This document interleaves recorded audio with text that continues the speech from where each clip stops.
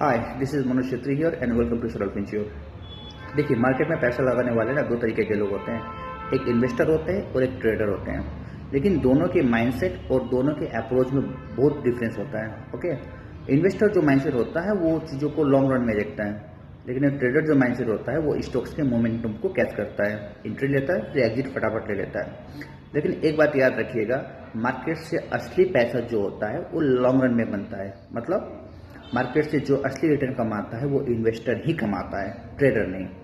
Maximum trader loss book करते हैं और मैक्सिमम इन्वेस्टर प्रॉफिट बुक करते हैं।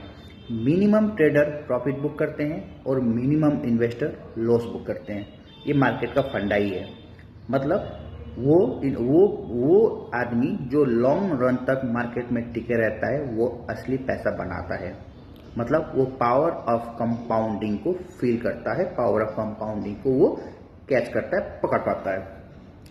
मैं कभी कभी ये सोचता हूँ अगर ट्रेडर असली में पैसा बनाता तो मुझे ऐसा लगता है कि ये जो अंबानी लोग, बिरला का जो टाटा वाले, ये ट्रेडिंग कंपनी खोल के क्यों नहीं बैठते हैं? ये इन्वेस्टमेंट फर्म खोल के क्यों बैठते हैं? ये इन्वेस्टमेंट क्यों करवाते हैं, ट्रेडिंग क्यों नहीं करवाते हैं? क्योंकि उन्हें भी पता है कि असली पैसा लॉन्ग रन में ही बनता है, असली पैसा कंपाउंडिंग से ही बनता है।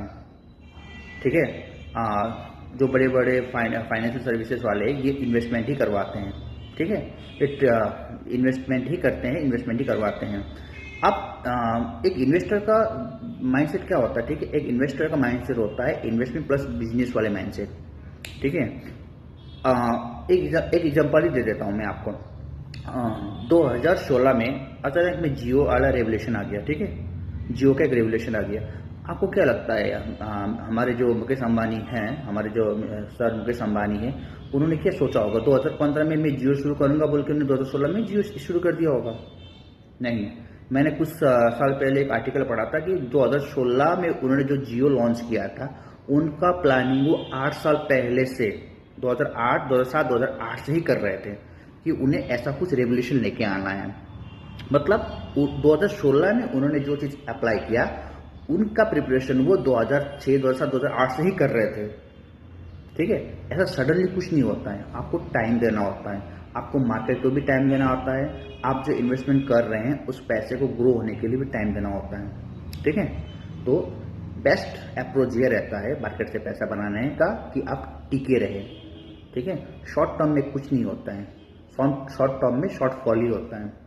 ठीक है, अगर आप बिजनेस भी करेंगे तो आप ये मत सोचेगा कि 1, 2, 3 साल में बहुत कुछ बदल जाएगा, ऐसा कुछ नहीं होता है। ठीक है, आपको कम से कम 5-10 साल तक बिजनेस में टिके रहना होता है।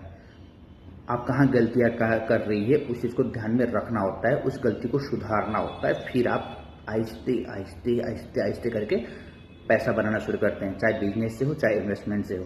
ठीक है, तो हमेशा याद रखिएगा, पैसा भी अगर मार्केट से आपको पैसा बनाना है तो हमेशा आपको टिके रहना है। ठीक है, ये छोटे छोटे जो न्यूज आते हैं अचानक में, जो बड़े बड़े मतलब बड़े बड़े मीडिया हाउस जो अचानक में बहुत बड़े बड़े चिल्ला के न्यूज बोलते हैं, ऐसा हो गया वैसा हो गया, इन सबसे बच कर रहना है। अपने इन्वेस्टमेंट पे भरोसा करना है, मार्केट पे भरोसा करना है, टिके रहना है। अगर इस तरीके से आप डिसिप्लिन वे में इन्वेस्टमेंट करते रहेंगे तो मैं आपको एश्योर देता हूं कि आप बहुत अच्छा पैसा बनाने वाले हैं मार्केट से। ठीक है, हैप्पी इन्वेस्टिंग।